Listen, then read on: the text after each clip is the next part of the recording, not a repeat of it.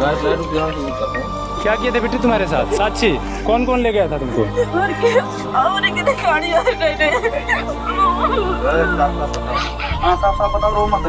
एकदम साफ बताओ तभी तो बयान तुम्हारा लिया जाएगा।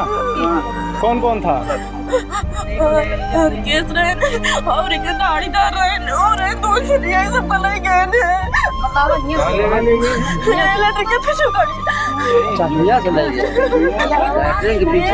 आप देखो ये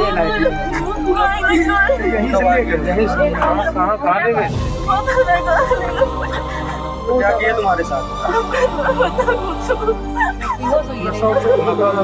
कोई दवा दिए थे तुमको? नशा गोली खिलाए थे तुमको?